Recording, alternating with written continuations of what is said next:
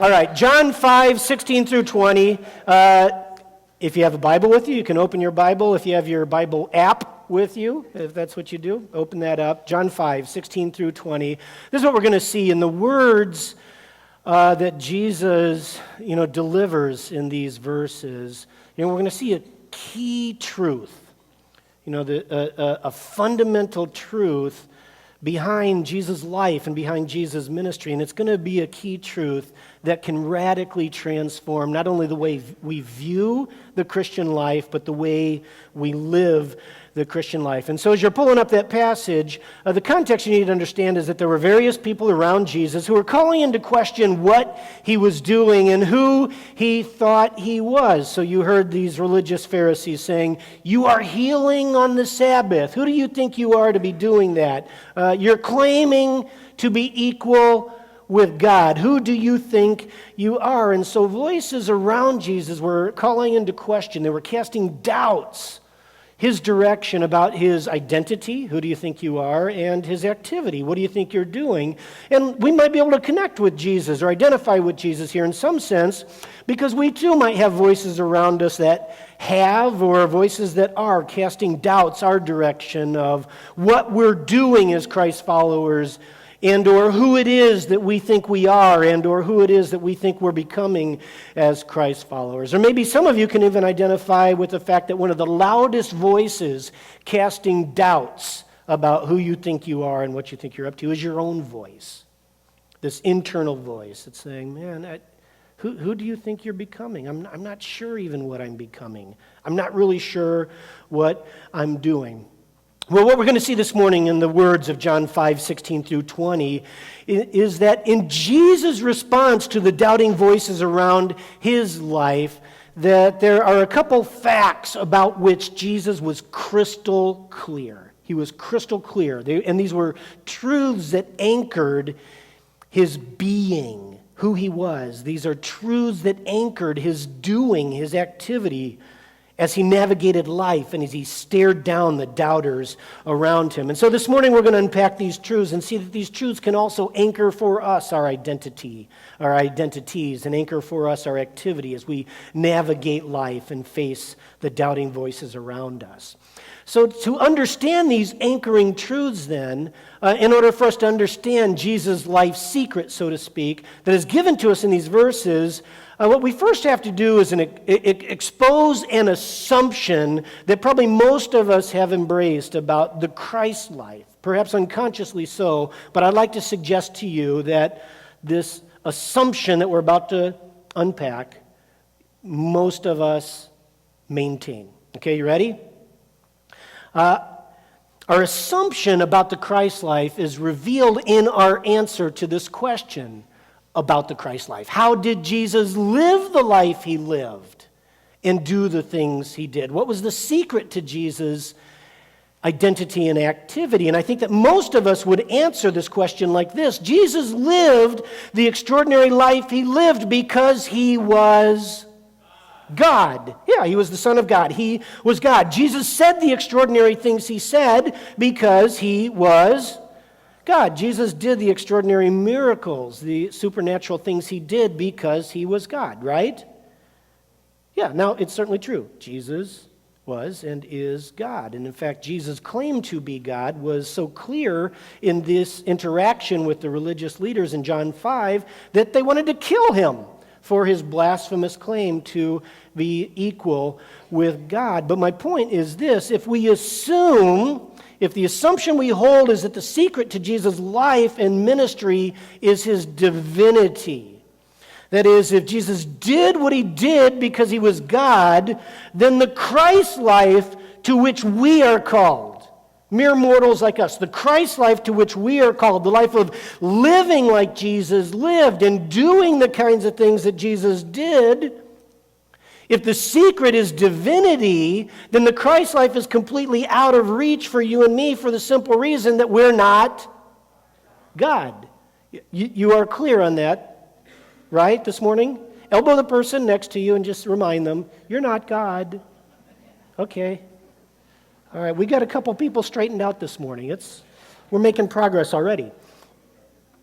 All right, if the secret to Jesus' life and ministry is his divinity, if the secret is his divinity, then the biblical expectation for us to be imitators of Jesus is completely unrealistic.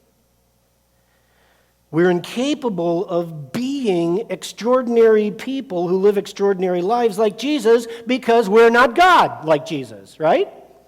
We're incapable of doing extraordinary things like Jesus did because we're not God like Jesus. And so if the secret of Jesus' life and ministry is his divinity, then the Christ life that we are called to emulate is completely beyond the grasp of our frail humanity. Does that make sense? Now, I would guess that most of us, or perhaps most of us, have never untangled that assumption in our mind. But just the same, I suspect now that we've talked about it a little bit, you're probably saying to yourself, well, yeah, that is exactly what I believe. Jesus was who he was, Jesus is who he is, and did what he did because he is God. And it stands to reason, of course, now that I think about this, that since I'm not God, I have no reason to believe that becoming like Jesus in my being and ministering like Jesus in my doing is even a possibility, right? Does that make sense? Does it make sense? Yeah. I suspect that most of us maintain that assumption about the Christ life. And it's to this assumption that Jesus makes this most astounding statement in John 5:19. Jesus said, I tell you the truth, the Son can do, what's the word? Nothing by himself. I tell you the truth, the Son can do nothing by himself. Let that sentence sink in for a moment. Jesus, God, the Son of God, can do nothing on his own initiative. So Jesus, you're telling me that you can do nothing, but you live the extraordinary life that you lived because you in and of yourself are God, right? And Jesus says, no, actually I can do nothing on my own. No, Jesus, you're wrong about that. You said the amazing things you said because you in and of yourself are God, right? No, the Son can do nothing by himself. No, Jesus, no. Miracles. You certainly did the miracles you did because you, in and of yourself, are God, right? No, says Jesus. The Son can do, what's the word? Nothing on his own initiative. If you really think about what Jesus said here, it should bake your brain, right? And then in response then to Jesus' brain-baking words here, we might rightly ask the question then, well, Jesus, if you didn't live the life you lived and you didn't do the things you did because you in and of yourself are God, then how were you who you were? How did you be what you were, and how did you do what you did? And it's in answer to that question that Jesus says this in verse 19. I'll tell you the truth. The Son can do nothing by himself. He does only what he sees the Father doing. Whatever the Father does, the Son also does. I do nothing on my own initiative. I only do what I see the Father doing. What I see the Father doing, that's what I do. Jesus, God of God, did nothing on his own initiative. Jesus did absolutely nothing out of his divinity in and of itself, but rather Jesus, the Son of God, only did what he saw his Father doing. All right, that's a brain bake. This message this morning is going to challenge some of the ways that we think about the Christ life. Let me break that down in a little bit different way. Jesus did what he did then, not out of his independent divinity, but rather Jesus did what he did out of his dependent humanity. The life Jesus lived was not the life of extraordinary performance as God the Son, but it was rather the life of extraordinary dependence upon God the Father. So let's now bring this home with this question. So if the Christ life that we're called to live, this is for us, the Christ life that we're called to live is not the life of performing like God, but rather the life of depending upon God, does that seem to bring the Christ life a little more within the reach of our frail human hands? Yeah, it should. If being like Jesus, in our being, in our character, if being like Jesus is not so much a matter of striving to be God, but rather simply depending upon God, does that bring the Christ identity closer within reach of our frail human hands? Yeah, it should. Listen to this. If ministering like Jesus, if doing the kinds of extraordinary things that Jesus did is not so much a matter of us like trying hard to be powerful like God, but rather depending on God's power, does that bring the ministry of the Christ life a little more within reach of our frail human hands, our powerless human hands? Yeah, it does. And so this is the radical, life-changing truth, church, from John 5:19, that we need to not only wrap our minds around, but we need to wrap our lives around, that Jesus did what he did, not because he was God the Son, but rather because he lived a life of dependence upon God the Father. That's a brain bake, I know. It's challenging some of the ways many of you have thought, perhaps for a very long time, but Jesus himself said this. The Son can do nothing by himself. If Jesus, the Son of God, can do nothing on his own, how much less us? Right? The Son can do nothing by himself. He does only what he sees the Father doing, and whatever the Father does, the Son also does.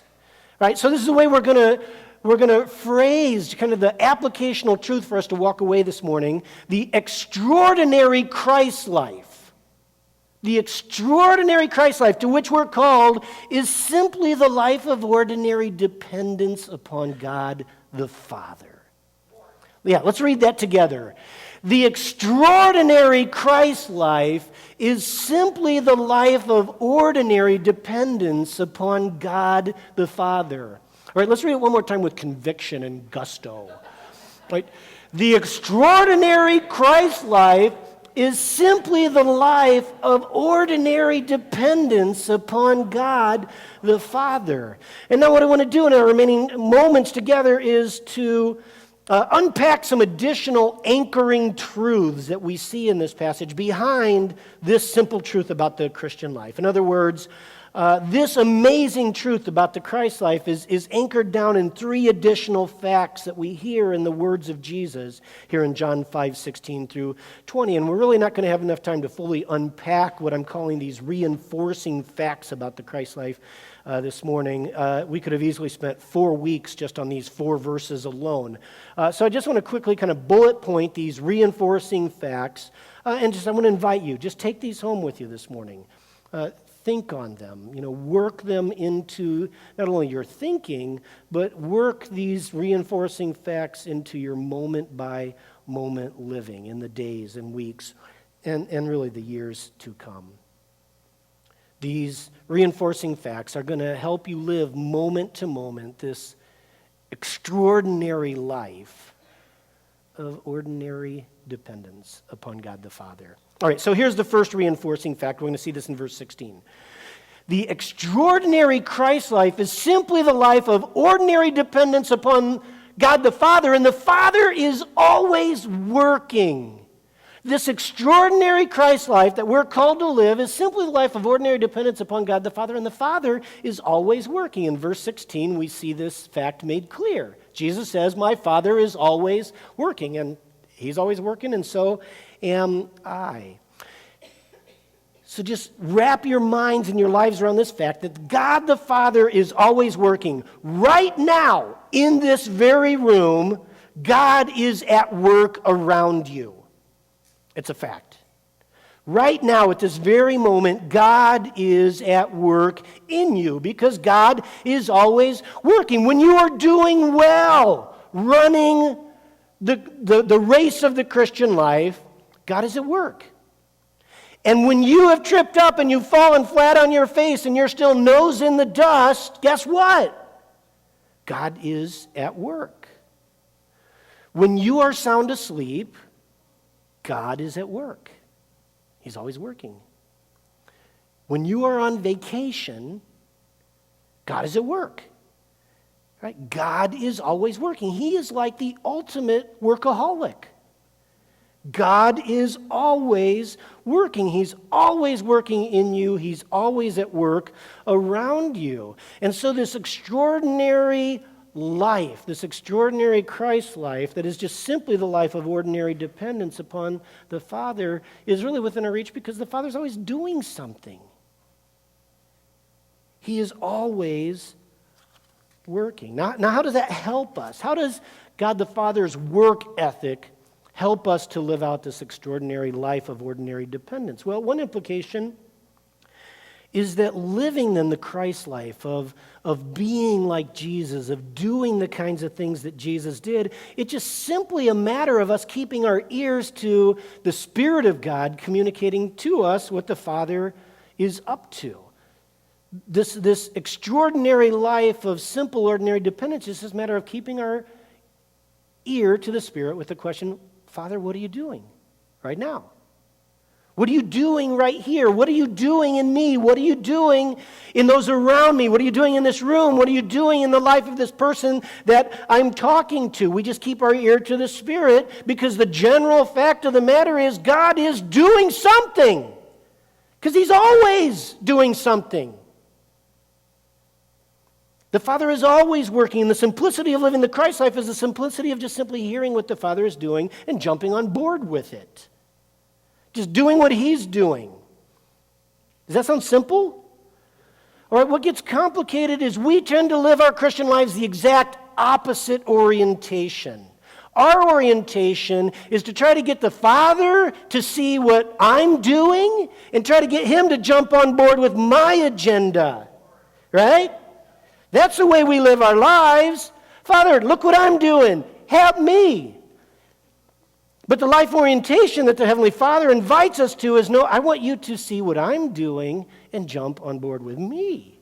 My agenda be done, not your agenda be done.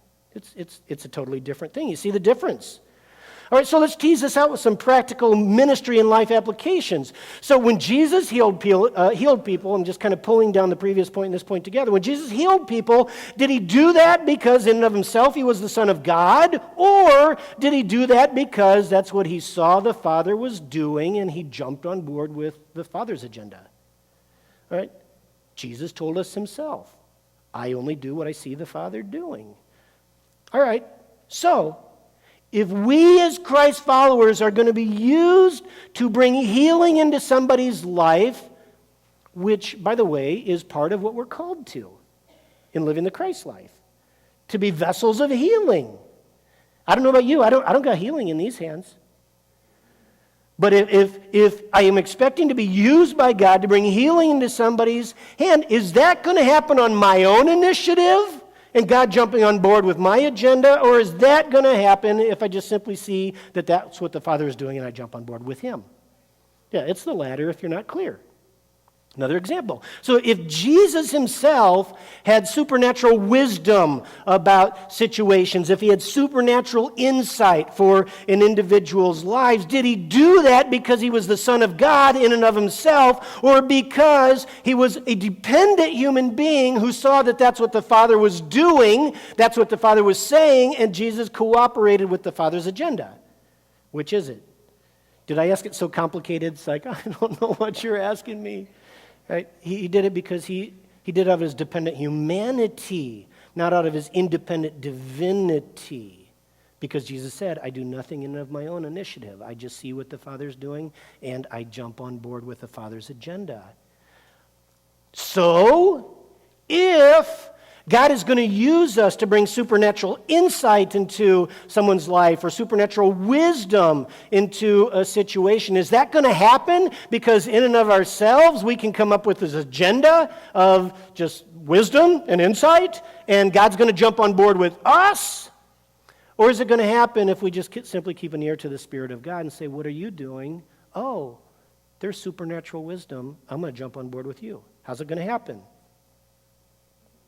Again, it's the latter, if I lost you. All right?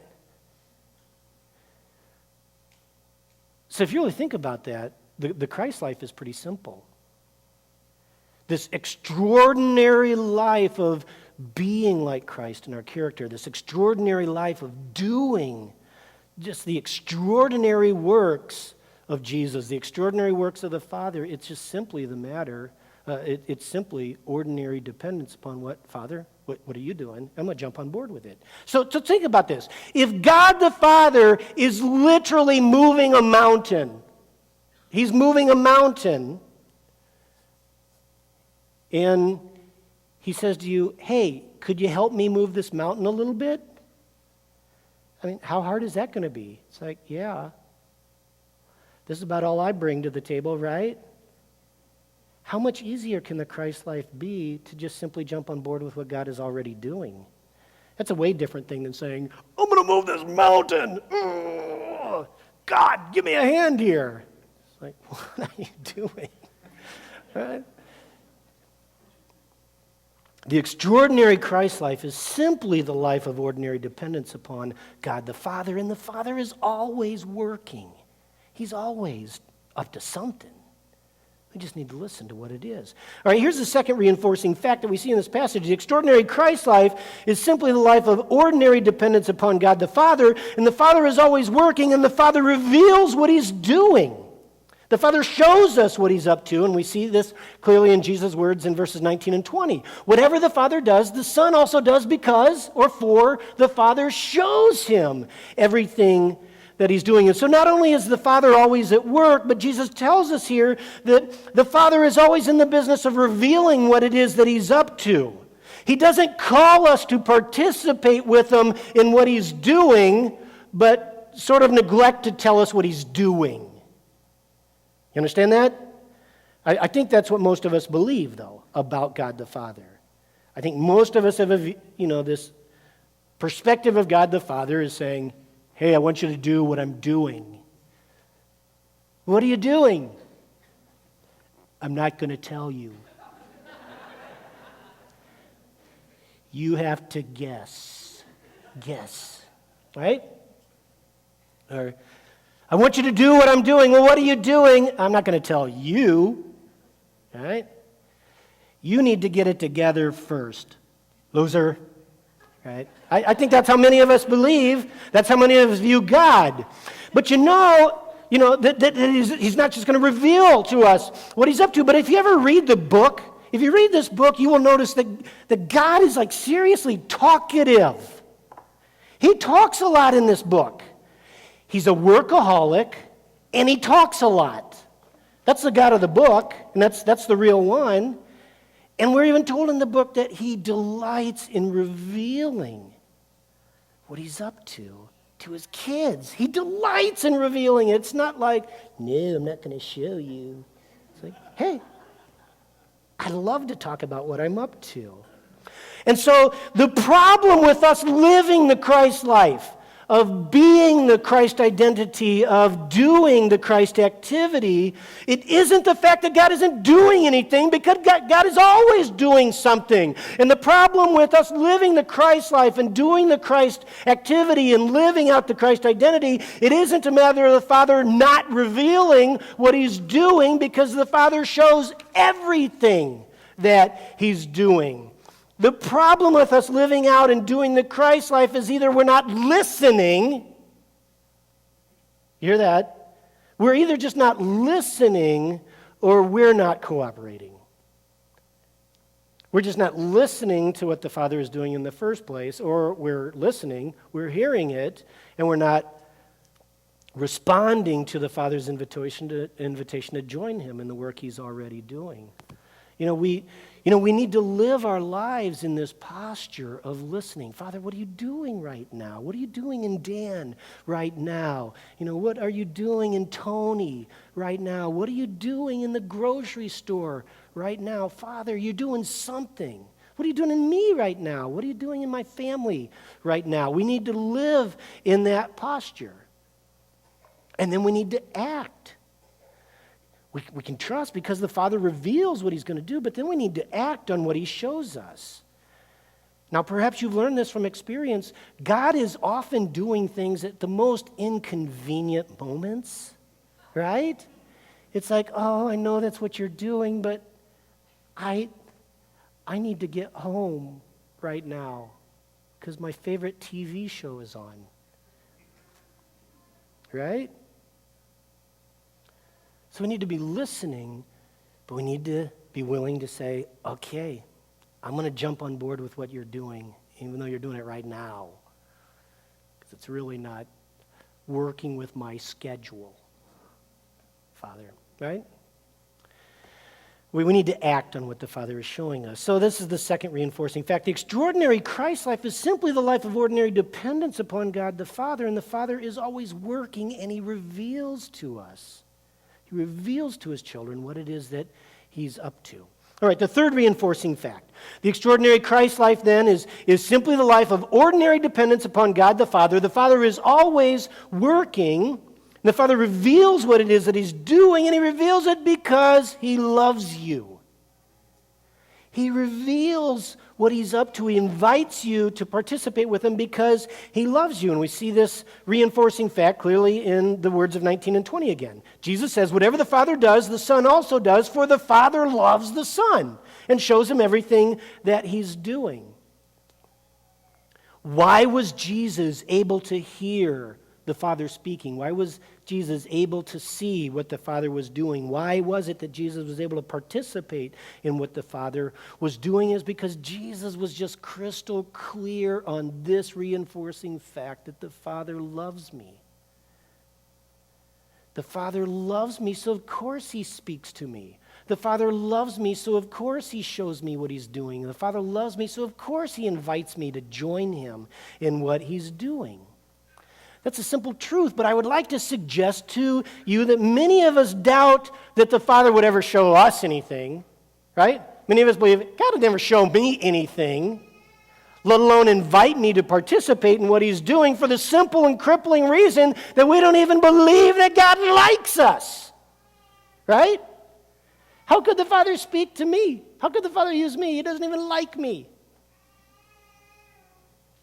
You might be able to identify with that. Well, Jesus' secret to being who he was and to doing what he did, his identity, his activity, the secret behind Jesus' extraordinary life of ordinary dependence was this unshakable confidence in his Father's affection for him.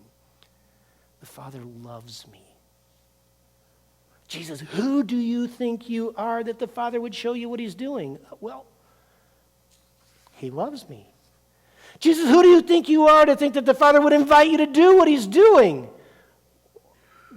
Well, he loves me. Of course he would, right? He invites me to do what he's doing because he loves me. Jesus' identity and activity was anchored against this surge of doubting voices. Jesus' life was anchored in this crystal clear fact of the Father's affection for him.